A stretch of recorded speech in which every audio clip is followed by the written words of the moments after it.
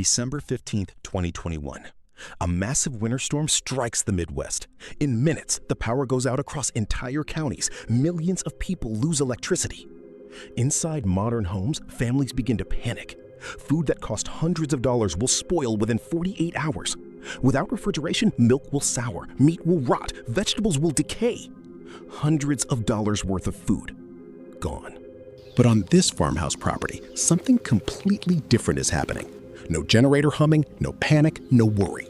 While millions of people are wondering how they'll eat through the week, this family is preparing dinner exactly as they did yesterday, exactly as they did a month ago, exactly as they will do tomorrow. While modern refrigerators warm toward their inevitable spoilage, one community has quietly mastered something most of the modern world has completely forgotten: how to keep food safe when there is no electricity to depend on. The Amish have lived in North America for nearly 300 years.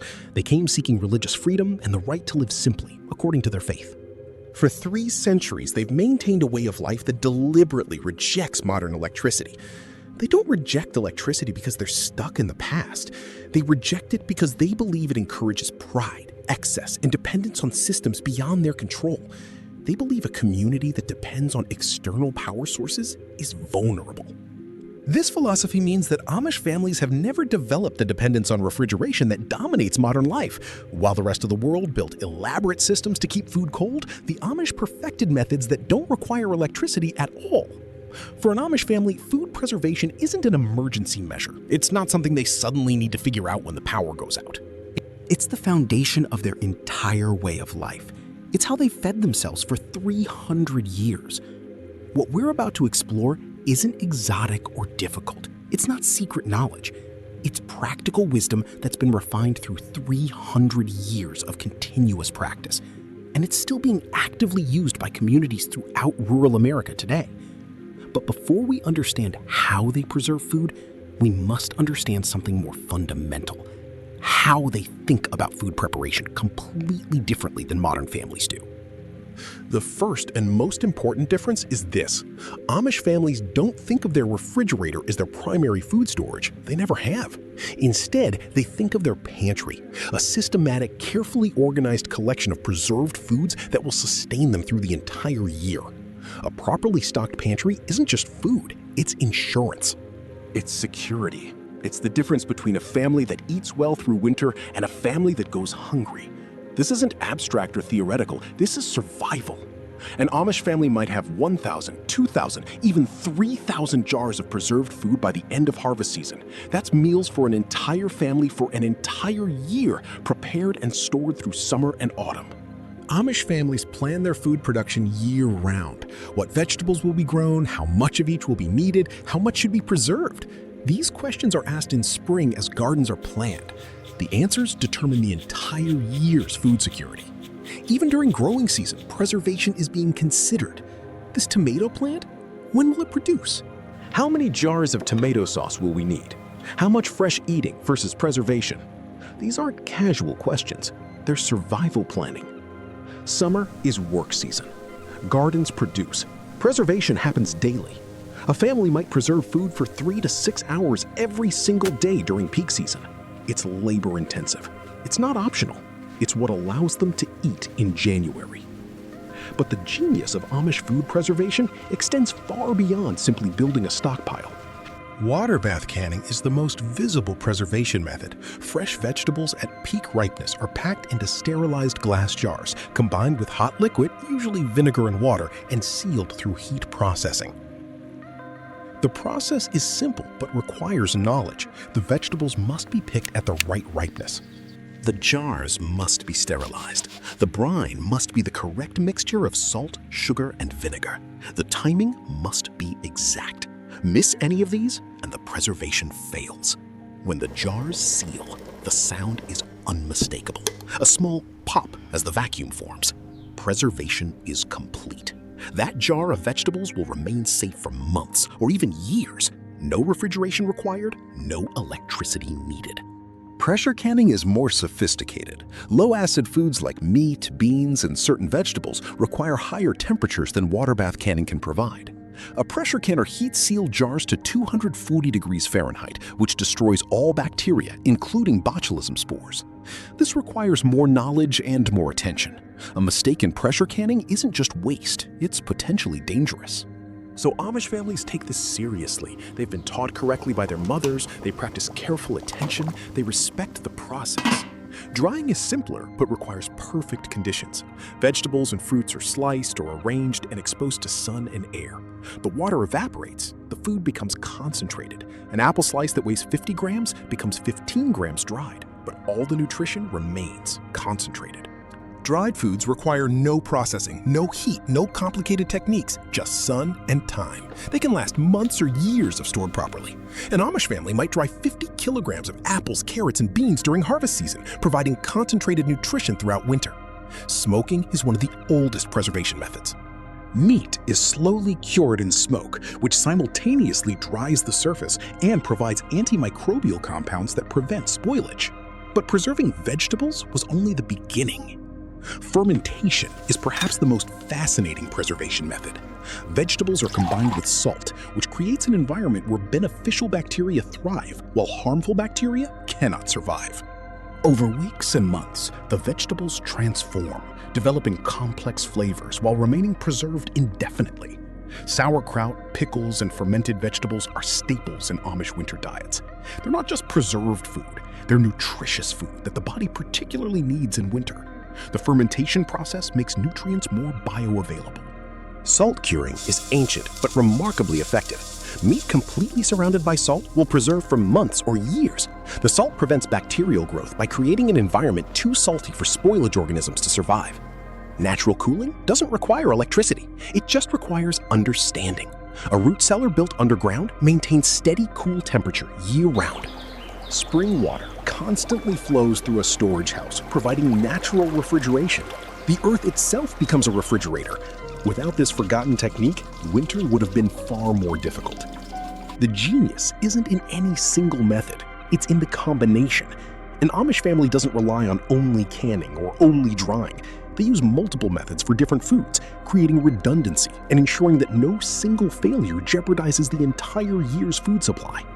The Amish approach to harvest season is fundamentally different from modern food thinking. They don't think seasonally, they think annually.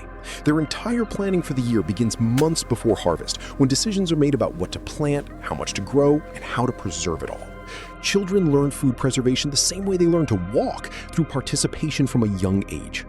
A 5-year-old might help wash vegetables for canning. By 10, they're measuring ingredients. By 15, they're managing portions of the preservation work independently. This isn't an occasional thought, it's constant awareness. Every meal is prepared from preserved foods produced by family labor. Every meal represents work done months earlier. There's gratitude in this knowledge. There's connection to the passage of seasons. When winter arrives and gardens produce nothing, the family draws from their summer preservation. Canned vegetables, dried fruit, fermented foods, salted meat, preserved dairy. Everything was prepared months earlier for exactly this purpose. Food security isn't just individual, it's communal. Families within an Amish community share resources. If one family's preservation failed or fell short, neighbors share. This mutual obligation has allowed communities to survive even when individual families faced unexpected challenges. The foundation of this system is old-fashioned values that modern society often dismisses: self-reliance, respect for food, understanding that you cannot depend on systems beyond your control, living within your means, planning for scarcity during times of abundance. Modern families panic during power outages because they've built their entire food system around the assumption that electricity will always be available, that refrigeration is permanent, that food will stay cold indefinitely. Modern grocery shopping is designed around refrigeration. Families buy fresh milk expecting it to last a week, fresh meat expecting it to last several days. Vegetables expecting them to last until consumed. There's no backup, there's no preservation layer. There's only the assumption that electricity will provide. Modern people have optimized for convenience and have accepted significant vulnerability as the cost. We've traded self-sufficiency for ease. We've traded knowledge for automation. We've traded security for speed. But the Amish never developed this dependence, so when power outages happen, they're inconvenient, but not catastrophic. They simply continue eating from their preserved foods exactly as they would if the power had never gone out. The difference isn't mysterious. It's not that Amish people are superhuman or have access to special knowledge. It's simply that they plan differently. They think about what happens if systems fail. They prepare for scarcity. They build redundancy into their food system. There's a beautiful simplicity to this perspective. You can't be devastated by losing something you never depended on. You can't be surprised by darkness if you never expected to live by electricity. You can't be frightened by food spoiling if you've built your system around foods that don't spoil. This isn't about judgment.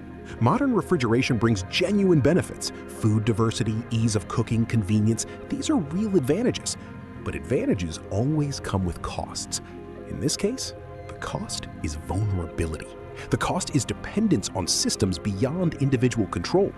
What modern families might learn from the Amish isn't that refrigeration is bad. It's that building some redundancy into your food system creates real security. That understanding your food sources creates resilience. That knowledge gives freedom. This final method may be the most remarkable of them all. When you prepare your own food through the entire year, something shifts in your consciousness. Food is no longer a commodity purchased casually. It's the result of work. It's the product of seasons. It's precious. Knowledge that you can feed your family even if systems fail brings genuine freedom. Not anxiety about dependency. Not worry about what happens if electricity goes out. Just quiet confidence that you can manage. This knowledge also strengthens community. Families that can preserve their own food aren't desperate for commercial supply chains. They're not competing for limited resources. They're cooperating, sharing, building resilience together. Passing knowledge between generations is perhaps the most important preservation method of all. When a teenager learns to can vegetables from their mother, they're not just learning a skill. They're inheriting security. They're receiving a gift that will allow them to feed their own children someday. When knowledge is lost, vulnerability increases. When people no longer know how to preserve food, they become dependent on systems to provide it. When those systems fail, and eventually they always do, at least temporarily, people panic. The Amish chose to maintain this knowledge, even though they could theoretically adopt modern methods. That choice, to deliberately preserve wisdom, even when it's not required, is remarkable. It's a commitment to resilience over convenience.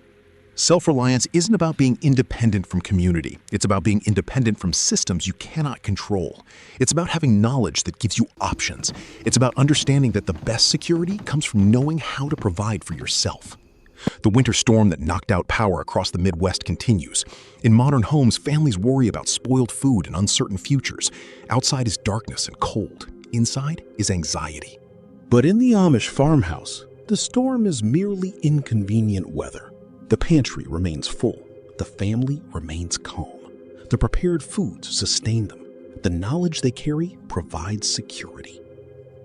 If the power went out for an entire week, would your family be ready? Do you know how to preserve food without refrigeration? Do you have months of meals stored somewhere? Do you understand the seasons of food production and preservation? These questions might seem academic. Modern people are confident that power outages won't last long, that help will arrive, that systems will be restored. And they're probably right most of the time. But the Amish ask different questions. What if systems fail? What if help doesn't arrive quickly? What if we had to depend on ourselves?